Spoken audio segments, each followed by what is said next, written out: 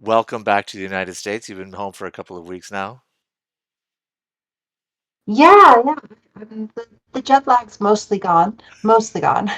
Mostly. And yeah, just trying to catch up with schoolwork. It's like I came back and it's like, whoa, the end of the semester is really upon us. It's both like a promise and a threat at this point. I've got so many things to do. Well, you are graduating next year, I believe, is your intent. Yeah, yeah. If I can keep it together, yes. I should be graduating in the spring. So, We'll be following your so my first question is you've been interviewed, profiled, and talking a lot since we had our first conversation about a month ago. Do you feel a bit like a celebrity at this point? somebody called me that on one of my classes. They're like, they're the celebrity of the department, and I was like, oh gosh, like I got to keep my head down for a little bit. But unfortunately, I already you for a third meeting, so I couldn't weasel my way out of it. So I'm just gonna have to live with it. Well, I do appreciate it very, very much. It's a joy to speak with you, and thank you for going on this journey. One of the things, so you were over there in Glasgow for the Conference of Parties, COP26. You saw the sights, you heard the noises, you were there for the hullabaloo. Have you decompressed from it? Was it overwhelming?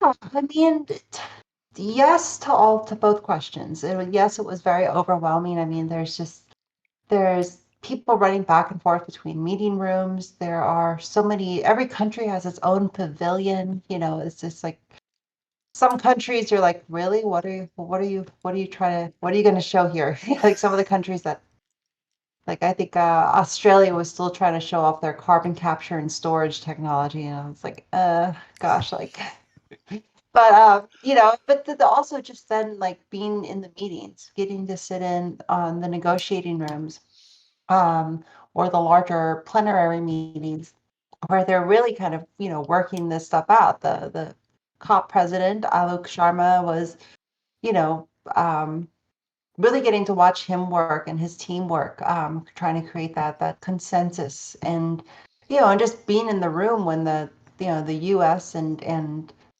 John Kerry and the representative from India are kind of like hashing it out on coal power plant language and things like that. It's just the entire time I was, you get a bit of imposter syndrome. I'm just like every now and then I'd have to like reach down and feel and be like, yeah, no, it's real. I still got the badge. it, Um, it will take a place of honor in your lanyard collection.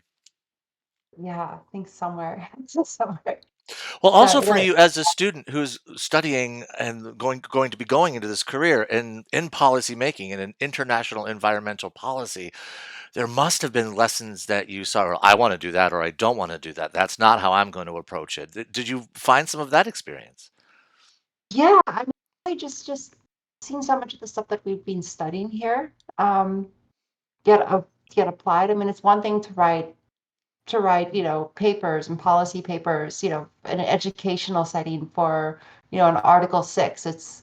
It's another thing to be sitting in the room while the parties are actually hashing out the new definition for it and the new rules. It's one thing to have to put together a PowerPoint presentation project on loss and damage, the idea of loss and damage payments. It's a whole nother thing to be in the room when and being able to follow the conversation as people go, as delegates were talking through loss and damage facilities. Um, it's and let me just say that there are so many things that didn't make it into this agreement that people are rightly upset about. Um, but just seeing the amount of work and consensus making and just diplomacy with a capital D that went on. Was really amazing. If you had asked me on Friday afternoon if I thought that any agreement was going to come out of this, I would have said no. The meeting, it's going to end in a collapse. Nothing's going to come out of this. Countries cannot be brought together. And I remember just seeing a little notice saying, "Oh, they'll On Saturday morning, there'll be a plenary session, a final informal stock taking session.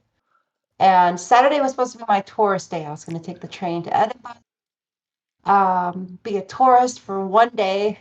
And I said to myself, I'm going to stop into that last meeting on Saturday morning and this last meeting that they're having, and just kind of it'll be like my last thing to do. It's going to be when they say, no, yeah, it looks like nothing's going to come out of this.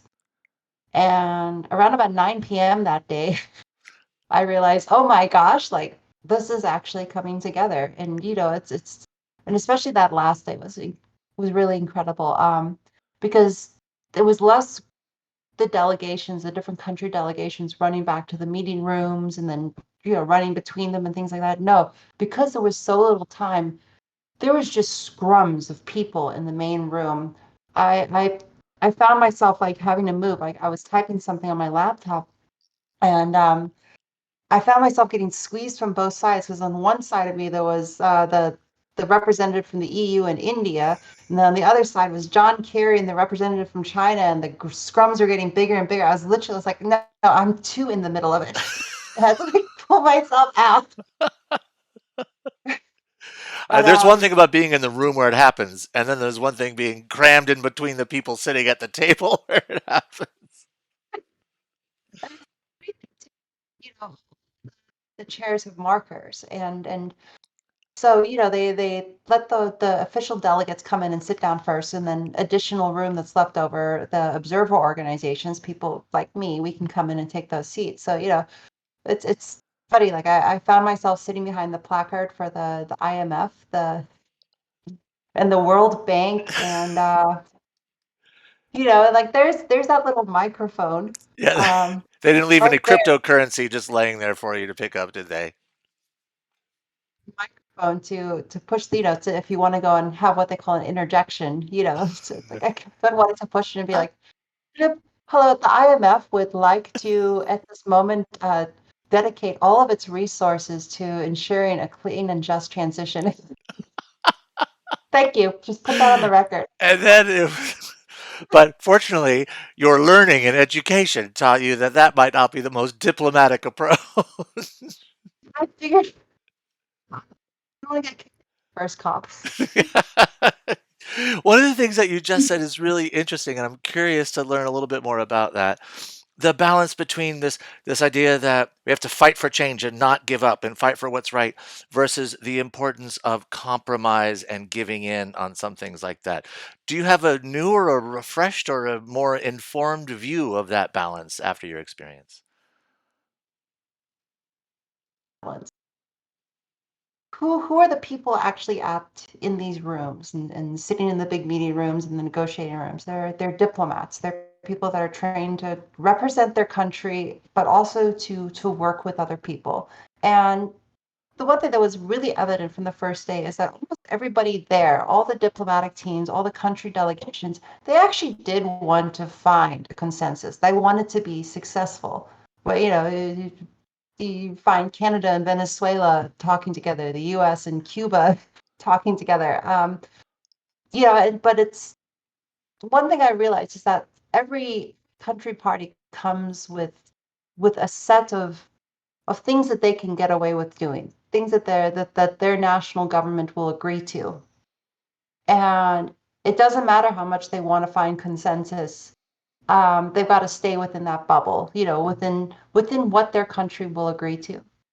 And it's really when they get there, they find that it's their job is to go and find those overlaps with other countries where the two circles overlap. And so just seemed like again, like I said, diplomacy with a capital D. But also realizing that if the place to raise ambitions is not at top. The place to raise ambitions is in individual countries, and especially in countries that are seen as laggards. If if if their country teams, if their national delegations to the Conference of Parties has more political leeway back at home, there's more of a demand for change back at home, well, then they're going to be able to agree to bigger and faster changes. And again, it's there's two ways of kind of looking at this. One person who had been to a lot of previous COPs commented to me that at previous COPs, at previous conference of parties, different countries couldn't agree on which direction we needed to head in. You know, this is the first COP that he had seen where all the countries agreed where in which direction we needed to move. But now the debate was shifting to how fast, what speed. We had shifted the debate from what direction to what speed. Or as a more pessimistic person said over a couple of pints one night out was, well, we've advanced from deny to delay. So At least a little bit of a move forward. yeah, so I think like a lot of important things happened. This is the first COP statement that has ever even mentioned winding down or any sort of carbon dioxide. I mean, any sort of fossil fuel extraction. This is the first one that's mentioned loss and damage, creating a loss and damage facility. No, that facility did not get set up. This is the idea of creating payments to countries that are already experiencing the effects of climate change and have done very little themselves to make it happen. um, well, that facility didn't get set up, partially because rich countries felt like they didn't want to, write a blank check. Um, but rich countries have been very good at keeping that off of the agenda for years and years. And so, like, that's one case where there was this compromise, where they're now going to go and set up, what's called a work group to actually map out what those loss and damage payments would look like. Um, and so it's a case of where, like, there was progress. There was progress in areas that there has not been progress before, which is worthy of celebration. Um, and it really reflects how much the how much the politics have changed in each country, because that's really what it's a reflection of. Um, and But then it's also like, okay, like we need to step things up now. Like, and which was another really big thing. Normally, every 5 years, countries have to submit like new promises, new commitments to reduce their climate change, their greenhouse gases, and that's done every 5 years. Well, we've had 25 COPs before this where everybody knew that the commitments coming from countries were not enough. This is the first COP where they said, you know what? You're right. These commitments are not enough, and we're not okay with that. It's the first time that's happened. And they're calling all the countries back next year to have new, what we call nationally determined contributions, new commitments to reduce climate change causing gases. So, I mean, that's again, it's some big, huge kind of changes have taken place, but of course, it's still not enough. I think we're on track for what is it, 2.4 degrees? It was something like that. Yeah. Yeah, that was the number that I had read as well. It's so great to hear you describe some of the real progress that was made at the meeting. And then, of course, there's lots and lots of room for work to do. And I'm wondering on that progress, how much it was. We heard so much talk, and you described from your experience there the activists, the youth activists outside, and then the relative calm inside. There was so much talk about youth activism at COP26. What did you see? Did you feel like you were a part of this youth activism wave while you were there? Well, COP is not just COP. It's not just the what they call the blue zone, which is, where you have to have the ID tag to get into. There was the People's Climate Summit that was happening at the same time. The Glasgow Coalition, Climate Change Coalition put on all of these events. So there was this larger ring of events that were going on outside of, the UN campus, so to say. And I definitely tried to make sure to visit some of, as many of those as possible. It was one of those things where I was visiting them and going to the marches, going to talks with indigenous activists um and just activists, and people and researchers. And it's but then like you realize like you're right. You cross the fence, you go past the security line, show your ID, show your COVID test from that morning, uh, all that. Yeah, I have to take a test every morning and then show them an email. Mm, You, but one thing I realized one day was that there are all these protests, these incredibly passionate and well thought out and just energetic protests and people speaking out, um, you know, outside of the venue.